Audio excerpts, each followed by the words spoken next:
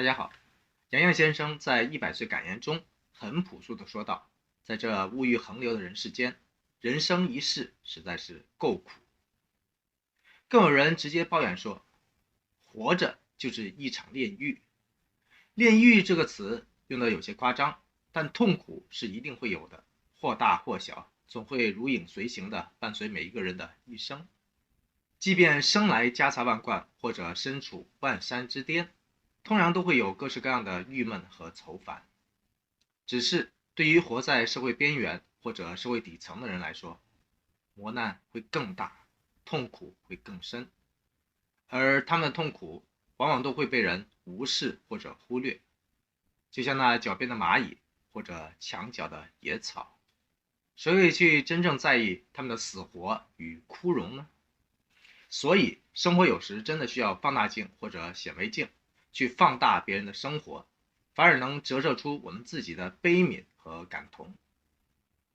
运交华盖欲何求？2021年1月25号，也就是喜气洋洋阖家团聚的春节前2个星期，河南的邢女士突然接到北京警方的电话，说她的儿子儿媳出事了。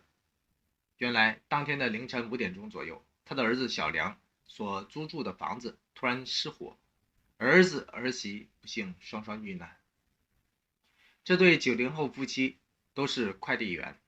小梁跟比他小1岁的妻子小丁，就像千千万万的打工族一样，夫妻2个每天都在风里来雨里去，没日没夜辛勤劳作，相濡以沫中艰难地维持着生计。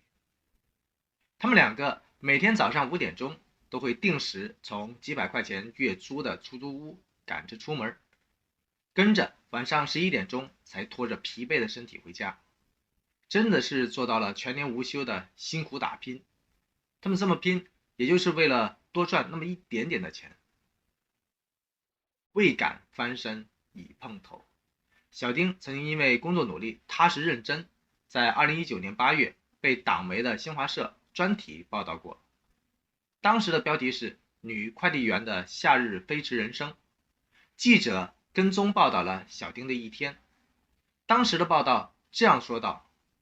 记者一路跟随，看他刚送完一件，不待停歇，立马从快递车上取出下一件，启动小车就走。快递车上的他，汗珠顺着额头不断滑落，他无暇顾及，继续飞驰。风里来雨里去，有时电梯坏了，一口气爬20多层楼，全身汗湿也来不及换衣服。这就是无数打工者的真实写照。破浪沐雨人间事，谁又曾想到，这种没日没夜的忙碌，没有为生活带来红火的改善，反而带来了黑色的改变。因为夫妻2人租住的房间是平房，约莫10平左右，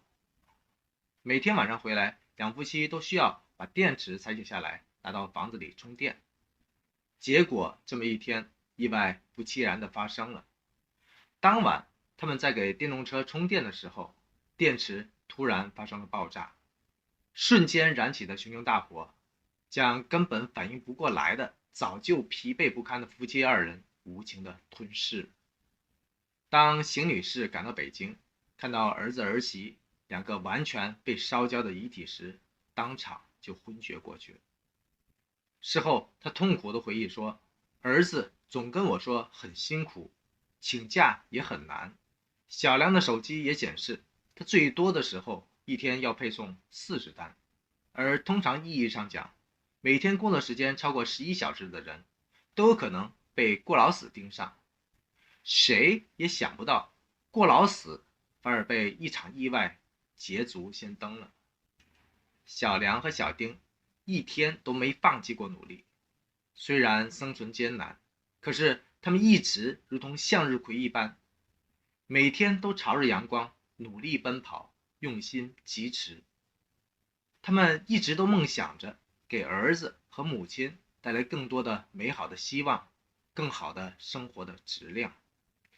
期待着总有一天一家人都能够快快乐乐地过上好日子。可惜天不随人愿，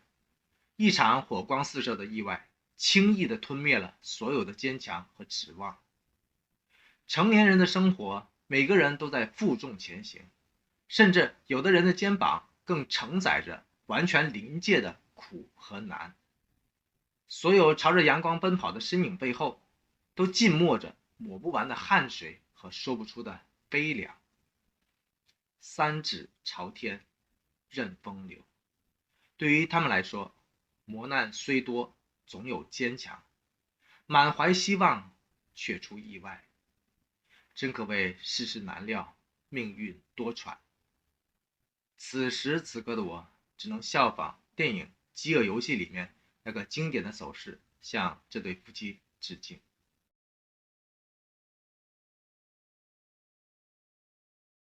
也就是亲吻右手中间3个手指，然后伸向远方。这是对逝者的致敬、尊重和道别，也是对命运的不屈、藐视和抗争。因为命运不仅在捉弄他们，同样也在捉弄着我们。运交华盖欲何求？未敢翻身已碰头。破浪暮雨人间事，三指朝天任风流。在饥饿游戏的第2部中，三指的致敬手势同样代表着心中的火苗和希望。当我们对未来充满怀疑，对前路充满忐忑的时候，不妨伸出您的三指，触摸自己的希望，连接自己的未来。因为我们这辈子永远都无法逃离无边无际的苦难和愁烦，这些都是没完没了的命运的纠缠。就像每天的黑白与晨昏，始终都在交织和轮替。只要心里面永不屈服，直接甩出国骂，去他妈的命运，或者扔出三指，直接藐视命运的各种捉弄，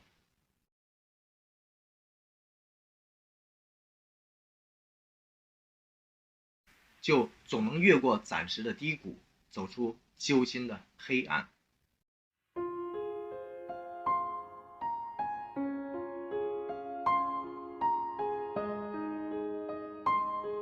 如果您已经点赞，您就无需考虑点击铃铛，因为新闻每一天，天天在眼前。如果您已经评论，您就无需考虑点赞支持，因为评论每个字，字字是支持。